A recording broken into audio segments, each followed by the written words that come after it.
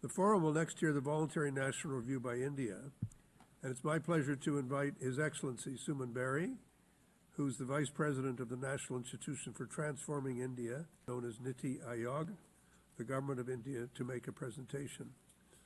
Your Excellency, you have the floor, and we look forward to hearing from you. And I might point out that of all of us, India is the most populous among us, and we look forward to hearing the presentation from such an important country. Thank you very much. Thank you, President. My distinguished colleague from Lesotho, Excellencies, distinguished delegates. It is indeed a privilege to present India's third voluntary national review at this high-level political forum. The Sustainable Development Goals are not external to India's development imagination. They are aligned with our constitutional structure and have found deep resonance in the country's policy and governance frameworks from the very outset. India's journey towards Agenda 2030 is not primarily about meeting targets. It is integral to the country's resolve to build a developed India by 2047, what we call a Viksit Bharat. In 2047, India will celebrate 100 years of independence. Like the SDGs themselves, this report is the product of a whole-of-government and whole-of-society approach, driven by strong political leadership, institutional alignment, and active participation of citizens, youth, civil society, and the private sector. From localizing the SDGs to leveraging digital public infrastructure for both inclusion and scale, in India, sustainability is integral to its development strategy. Allow me to share my country's experience through a short video, which will be followed by a presentation. Please screen the video.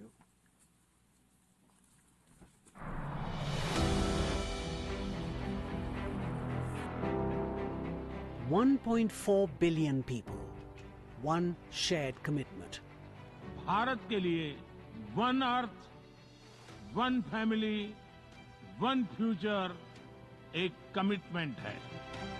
India has accelerated its progress, and the country's voluntary national review is proof of its ability to deliver the 2030 agenda. In the world's fastest growing major economy, the latest numbers speak for themselves. 248 million people escaped multidimensional poverty. Social protection coverage doubled. 800 million people were guaranteed food security, on track to meet child and maternal mortality targets. Progress has been steady and widespread. Across states and union territories, India is using data to drive decisions and improve its SDG scorecard, measuring exactly what it has achieved and where the gaps remain through a whole-of-government and whole-of-society approach. Technology and innovation are also charting the way forward, both at speed and at scale. Digital public infrastructure, for example, empowers billions of lives every day. From bringing the SDGs center stage during its G20 presidency to bolstering the global south, India's vision of Viksit Bharat is clear. A sustainable future where no one is left behind.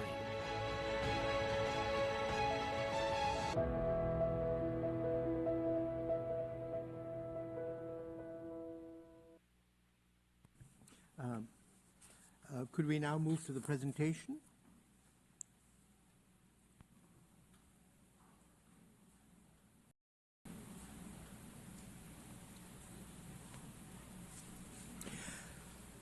A decade ago, India was counted among the world's fragile 5 economies, and today it ranks among the 5 largest economies in the world, driven by a profound political commitment to growth through inclusion and inclusion to growth, through growth.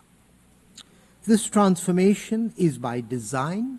Every initiative is shaped to reach those who need it most, with a focus on well-being, opportunity, inclusion, and female empowerment, from household level improvements to broader social outcomes. The aim throughout is clear: to ensure that no one is left behind. Next slide, please. Transforming lives has been central to India's development model. In just 9 years, as you have seen, 248 million people are estimated to have escaped multi-dimensional poverty, an achievement rooted in targeted delivery of essential services at scale. Over 500 million people have been brought into the formal financial sector, equivalent to the combined populations of Japan, Germany, the UK, Italy, and Mexico. 150 million households now have access to clean tap water, more than twice the population of South Korea. 550 million people are covered under national health insurance, part of the widening of social protection as acknowledged by the ILO. I do want to note that women have been at the forefront, receiving 68% of all entrepreneurship loans, and over 103 million households led by women now cook using clean LPG fuel, which enhances their lives by saving on the collection of firewood and also commensurate health benefits. India has also emerged as the third largest startup ecosystem in the world, underscoring the entrepreneurial energy unleashed across the country. These are not just numbers, they reflect a shift in human well-being. But you may well ask, how has the scale of transformation been achieved? Next slide. India's development model rests, I would argue, on three key enablers: digital, data, and delivery. India has invested massively in digital public infrastructure, which is both inclusive and scalable. Over 970 million people are now connected to the internet. Platforms like our universal ID system, Aadhaar, the Unified Payment Interface, UPI, and the DigiLocker to provide access to government documents have brought technological services to the fingertips of all citizens seamlessly, securely, and swiftly. We have strengthened our data architecture to support evidence-based policy making, from real-time dashboards to high-frequency household surveys. India captures granular and objective data to guide action. And of course, we all know what gets measured is what gets done.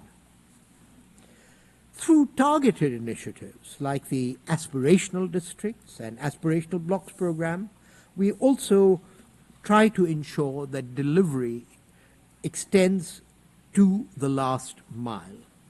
These programs help to converge efforts across sectors and government schemes to benefit the most underserved communities and individuals. Next slide, please. This transformation also reflects India's unwavering commitment to a whole of government and whole of society approach. Our states and union territories have been important partners in India's SDG journey, competing, yes, collaborating, yes, and learning from one another. But the momentum is not restricted to government alone. The SDGs have brought together civil society organizations, NGOs, academia, think tanks, and the private sector, making progress a shared national mission. And through decentralization, through localization, over 250,000 village councils have been empowered to design and deliver development tailored to local needs. This bottom-up, people-first approach ensures that solutions are grounded in local realities and helps to ensure that no one is left behind. Next slide, please. As India has progressed, it has looked outward, guided by the spirit of its 2023 G20 presidency. The world is one family, or Vasudhaiv Kutamukam in Sanskrit. We have deepened our development partnerships, particularly with the Global South, and through capacity building, technology sharing, and human-centric innovation, India remains a committed partner to advancing sustainable development globally. India continues to engage actively with the G20 beyond its presidency, underscoring our sustained commitment to global cooperation in sustainable development. Next slide, please. As 2030 approaches, India recognizes that the SDGs are milestones and not the final destination. We have already begun looking beyond towards 2047, the year that India celebrates 100 years of independence.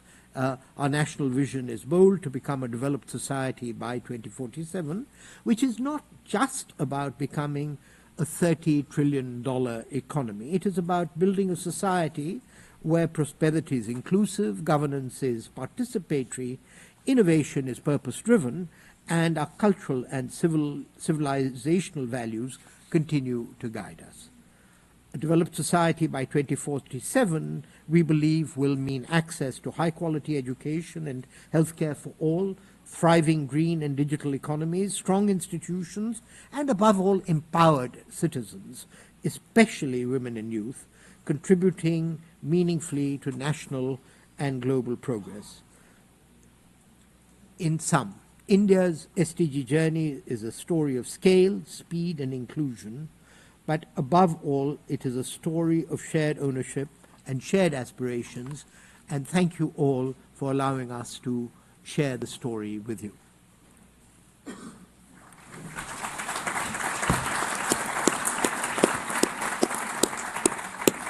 Thank you very much, Mr. Berry. It's a privilege to listen. Those of us who've been following India's story over the last several years have found it to be truly remarkable. And I think we all recognize that India's leadership with regard to the SDGs, the integration of the SDGs into the national fabric and framework of the country's policies, and also India's leadership with respect to South-South cooperation, and with respect to, frankly, providing all of us with a need to better understand and appreciate the challenges that you face and that you are overcoming and facing every day. And I pay tribute to you and to your country for the remarkable progress and for the presentation that you've made today. If I may say so, it's the last VNR we'll hear this year. And I think if any of you are asking yourselves the question, what more can we do? Here's the model. And it's an important one to look at and understand and appreciate its significance. And above all, I want to thank you for sharing it. And I can understand your national pride, but I also want to assure you that all of us benefit when India benefits. And so it's good to hear from you in this regard.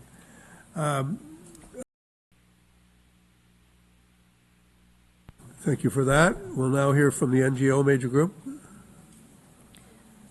Thank you, Excellencies. We, the Indian civil society, acknowledge India's progress, yet note several persistent challenges excluded from this process. High out-of-pocket expenses and low public health spending related to mental health and SRHR services remain a challenge. Despite its legal abolition, manual scavenging persists, disproportionately affecting Dalit communities through caste-based intergenerational labor. Given post-COVID learning losses, especially in rural and tribal areas, many learners still lack foundational literacy with ill-equipped teachers. Digital public infrastructure has scaled up, but rural internet access remains limited and gendered, hindering access to education, health, jobs, and youth-led innovation. Youth activists and human rights defenders face increasing restrictions, curtailing rights to dissent and meaningful engagement in decision-making processes. In this slide, we have 5 recommendations. Move forward a more inclusive, transparent, and transformative VNR process, recognizing and integrating shadow reports and grassroots data. 2, address gendered barriers to SRHR and disparities in public health access through community-based systems and budgeted commitments. 3, strengthen gender and caste-sensitive redressal mechanisms, fast-track courts and support services, and enact and enforce legal frameworks to ensure funding reaches the most marginalized communities. 4, allocate dedicated and transparent SDG financing for health, gender equality, education, climate resilience, and social protection schemes focused on SRHR and disability access. 5, promote civic engagement and protections for democratic freedoms for all, namely women, dissent communities, and indigenous peoples, and their right to self-identify. We are here to work with you. I thank you.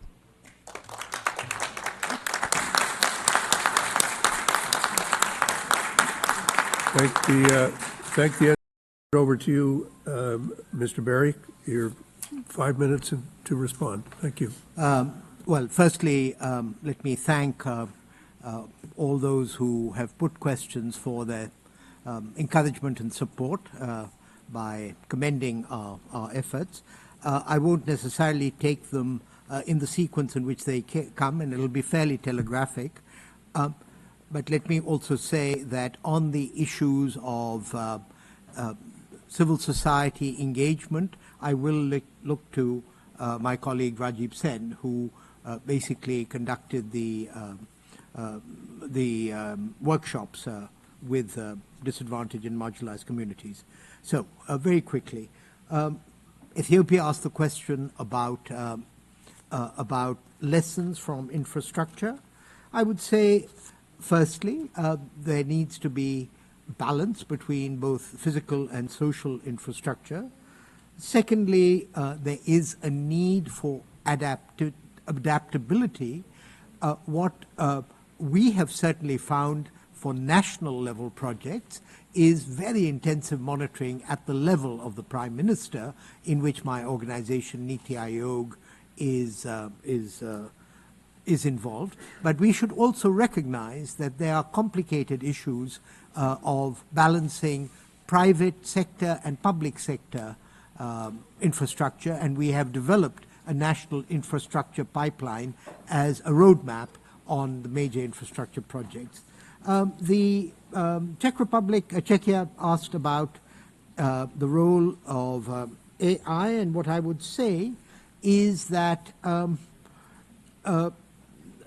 with respect to the Agenda 2030, I would really say that diagnosis, data, and delivery are three ways in which AI could be mobilized. By diagnosis, it just means assembling a mass of data, and we're getting a lot of data, to really come up with very specific solutions. With delivery, you must recognize that that overcoming language differences in a country as diverse as India is very important. And what AI gives us the possibility to do is literally almost like nano irrigation, give information and solutions in the local language, in agriculture, say. And so the massive processing of data should be a great benefit for the next generation of VNRs, for the SDGs. Malaysia asked the question about the multi-level stakeholder coordination system. I do want to insist that in the creation of Niti Aayog, which succeeded the Planning Commission, the idea is very much to move from a top-down to a bottom-up approach. And so Niti Aayog does not, as it were, administer what the states do, but we convene lots of workshops for states. So I would say competition among states is important. Norway had asked about gender equality. Maybe I will leave some of that to my colleague Rajiv Sen, but I would say that since Prime Minister Modi took over in 2014, coincidentally when the SDGs just were were agreed, it has been very much a woman empowerment, female-led strategy. So there's education, there's political empowerment, but at the end of the day, we know that social norms, social habits do take time to change. What I would say is that India's desire to become a modern society by 2047 does depend critically on mobilizing women into the labor force. Israel, again, asked the question of coordination. In the interest of time, with your permission, Mr. President, let me ask my colleague Rajiv Sen to talk about both follow-up on the consultations with marginal groups, but also, as it were, the agenda in issues like health. Rajiv? Yeah. So thank you, sir. I would briefly respond to the some of the questions relating to health and education and inclusivity which were pointed out. Just to bring to your notice that the out-of-pocket expenditure, which was as a percentage of total health expenditure, which was as high as 64% in 2013-14, has come down to 39% as per the latest figures available. So there has been a huge drop. Schemes like PMJY, that is the Prime Minister's in a universal health scheme, have contributed immensely. Regarding the drop in learning outcomes in education, yes, we accede to the fact that after COVID there has been a setback to a certain extent. However, programs like Nipun Bharat and several other FLN-related programs, including digital interventions like Diksha and all, have been able to retrieve a lot of ground, and the government and all the states are aggressively following. And we are sure that within a couple of years we will be again on the growth trajectory as we are. Regarding scavenging, I would like to mention that prohibition of employment as manual scavengers have already been banned by the Act of 2013. Government has also launched the National Action for Mechanical Sanitation Ecosystem Scheme to address this matter, and it is being followed very, very aggressively. There might be one or two stray cases, but mostly it has been stopped.